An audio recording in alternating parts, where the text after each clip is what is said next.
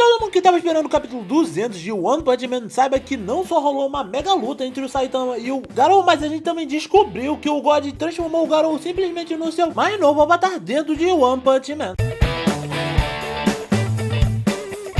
E aí galera, beleza? Quem falou aqui, galera? Eu apenas queria falar que esse vídeo vai estar contendo spoilers do capítulo 200 de One Punch Man, caso você não queira tomar spoiler antes de ler o capítulo, mas se quiser prosseguir, prossiga por sua própria conta e risco. E a gente já começa com esse capítulo vendo que rola uma leve explicação de como as habilidades do Bang funcionam dentro de um combate, já que o Gansai-Ken é um tipo de ataque que utiliza um fluxo de energia para poder colocar todos os seus ataques como fosse um tipo de maré que vai sendo criada durante esses golpes, e que o Garou acabou recebendo a habilidade de poder criar ou então copiar e conseguir absorver qualquer tipo de técnica que utilize esse mesmo princípio, fazendo com que ele praticamente aplique essas habilidades como se fosse uma extensão do seu corpo. E como se isso não fosse suficiente, o cara ainda ganhou o conhecimento externo de todo o fluxo de energia que existe, além de tudo que existe de força no universo para usar ao seu favor, fazendo com que ele logo depois utilizasse um ataque mega poderoso, lançando um golpe na força do Saitama, o que até fez com que o careca de capa ficasse completamente surpreso por não esperar esse tipo de coisa do Garou, parecendo que ele tinha basicamente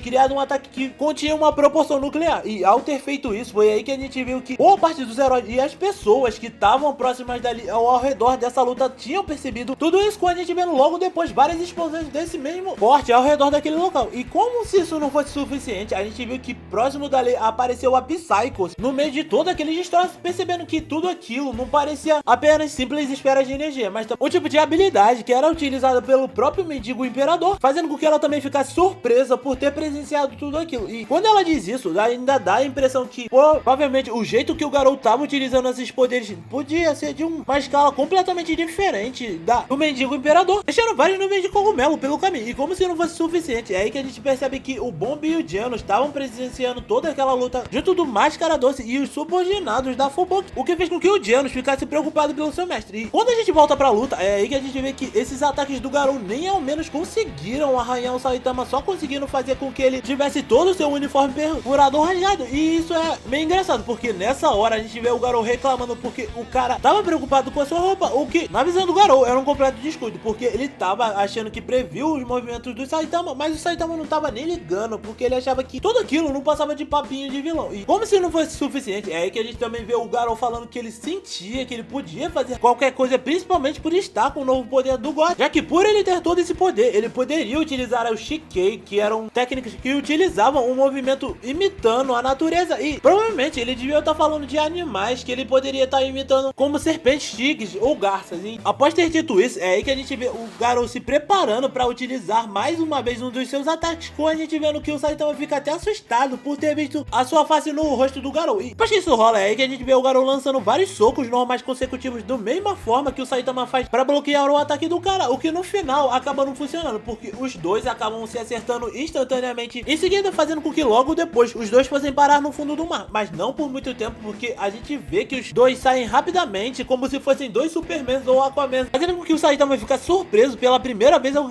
ter conseguido acompanhar ele na trocação de socos durante essa situação, mas não por muito tempo, porque o Garou já fala que ele ia evoluir em uma velocidade que nem o Saitama ia ser capaz de acompanhar as técnicas de cópia que ele estava fazendo durante esse combate, fazendo com que o Saitama percebesse que ele não ia ser capaz de conseguir cumprir a promessa que ele tinha feito ao garoto, porque ele agora provavelmente ia ter que utilizar boa parte do seu poder para poder lutar de igual para igual contra o Garou até o final desse combate, o que fez com que novamente a gente visse o Garou achando hilário o fato do Saitama estar preocupado com uma criança ao invés de si mesmo. E nisso é aí que a gente vê que o Garou finalmente parecia estar prestes a lançar um dos seus ataques mais poderosos na direção do Saitama, para poder demonstrar pro mesmo garoto que o Saitama tinha feito a promessa que heróis eram incapazes de proteger tudo e qualquer um, fazendo com que o Saitama novamente visse o quão preocupado o Garou tava naquela situação. E ao ter lançado esse ataque, é aí que a gente vê que o Garou não só lançou uma explosão nuclear, mas sim uma explosão gama, que era uma coisa que com certeza não poderia ser considerado pouca coisa, já que logo depois a gente vê que isso